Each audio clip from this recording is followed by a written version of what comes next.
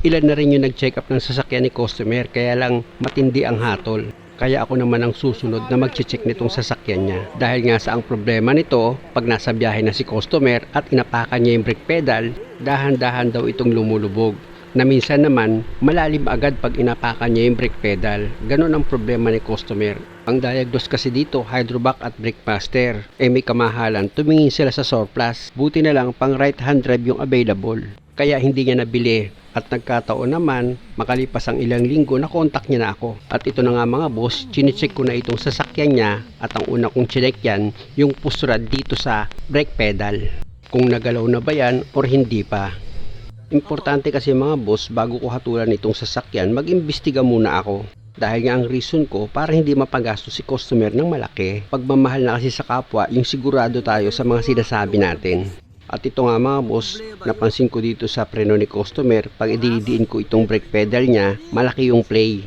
Ibig kong sabihin, kung mapapansin nyo, malaki yung clearance niya. Actually mga boss, nag-adjust na ito ng preno sa likuran, tapos nag-bleed pa. Kaya lang ganun pa rin. Babalikan ko yung brake pedal. Pansamantala, i-check ko muna itong handbrake ni customer. Kung makikita nyo mga boss, mataas na itong handbrake niya, tapos may kalug pa yan, oh. Pag ganyan mga boss, kahit na na-adjust na yung preno ni customer dito sa likuran, i-check ko ulit yan. Kasi nga mga boss, hindi naman ako kumbinsido na sa Hydrovac or sa Brakemaster ang problema nito. Kaya nga nanigurado pa ako, inikot ko itong gulong. Oh. Nakita nyo, pre-wheeling masyado. Pinakita ko yan kay customer para mapatunayan ko sa kanya na wala doon ang problema. Actually mga boss, ang usapan lang namin dito ni customer, check upin ko lang talaga itong sasakyan niya. Dahil nga sa gusto niya makasigurado na yung pyesa na bibili niya, yun talaga yung pinanggagalingan ng problema. Kaya lumulubog itong brake pedal. Sa akin naman mga boss, pwede rin naman panggalingan yung Hydrovac tsaka yung Brakemaster assembly. Hindi lang ako kumbinsido, kaya dito muna ako pupunta sa pag-adjust ng preno. Actually mga boss, hindi naman ito yung primary suspect ko. Kaya lang dahil sa paghinila yung handbrake mataas, tapos nung inikot ko yung gulong masyadong maluwag, dinamay ko na lang yan mga boss kahit pa sinabi sa akin ni customer na napa-adjust niya na daw itong preno niya dito sa likod. At least kahit pa paano, dagdag din yan sa singil ko. Ganun. Ayaw ko nga sanang i-adjust yan mga boss eh. Kaya lang gusto kong mabawasan yung sama ng loob ni customer. Kaya in-adjust ko na lang. Kayo na yung humatol mga boss. Alam ko naman matalino kayo sa ibig kong sabihin. O isa pa para mas maintindihan nyo. Kumbaga nakita mo binuksan yung pintuan. Ang tanong, pumasok ba naman? Balik na ako sa trabaho mga boss. Nakita nyo after ko maliha itong brake shoe at malinis, gagamit ako dyan ng flat screw. I-adjust ko dito sa brake adjuster niya. Ayan mga boss, oh, pipihitin nyo lang naman yan pababa yung brake adjuster niya dito sa brake shoe.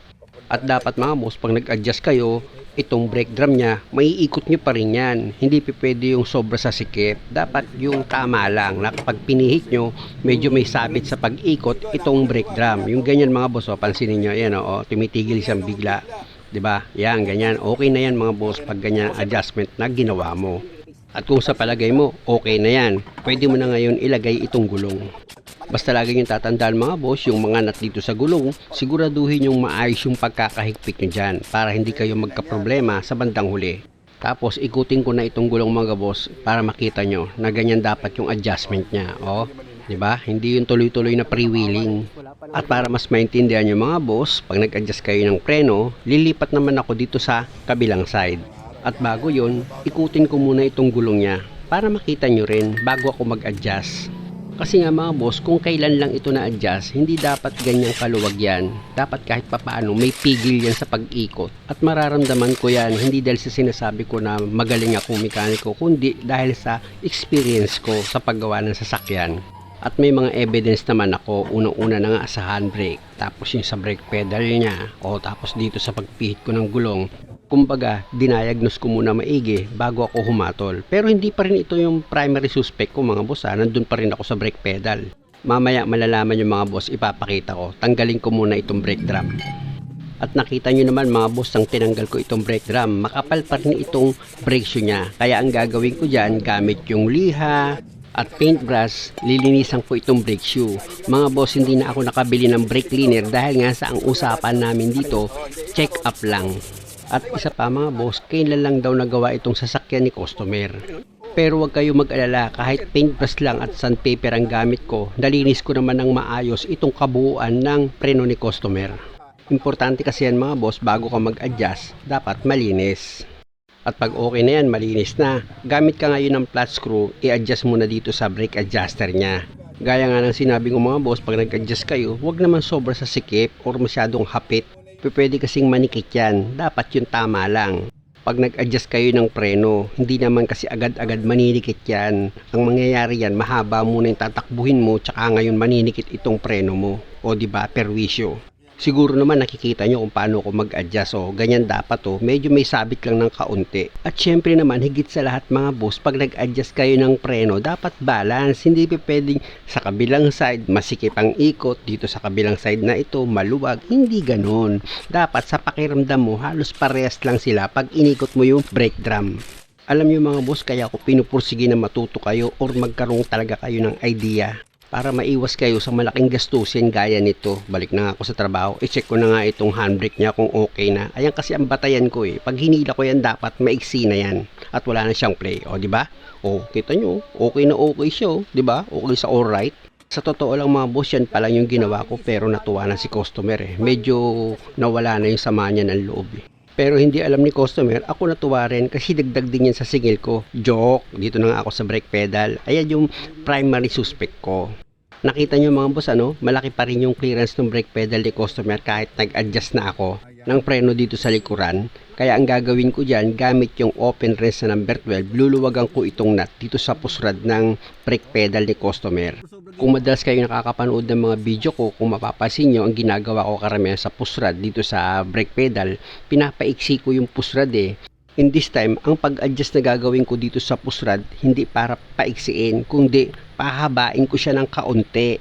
Tandaan nyo mga boss, hindi kayo pwedeng sumobra sa pag-adjust dito sa pusrad ng brake pedal nyo na nakakonected yan sa pinaka-booster niya.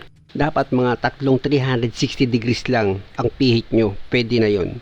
I-check ko mga boss para makita nyo. Tingnan nyo yung brake pedal niya. Oh, ang laki ng tinaas oh. Tingnan nyo, di ba?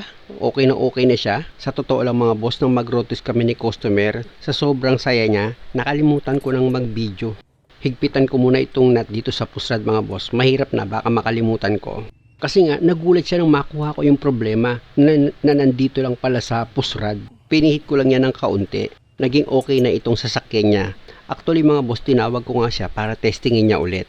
At very satisfied naman si customer. I-close up ko ng malapit mga boss para makita nyo na hindi nalubog itong brake pedal ni customer kahit matagal na siyang umaapak. O, siya na mismo yung naka-experience niyan. Hindi ko na pinarinig sa inyo yung mga sinabi ni customer. Siyempre naman, masama rin yung loob niyan. Kasi kung nagkataon, malaki yung nagastos niya. Pero yung chat niya sa akin, ipabasa ko sa inyo dito sa last part ng video ko. At maraming salamat sa panonood na kung maaari, huwag niyo naman sanang kalimutang mag-subscribe sa channel ko. Salamat ulit!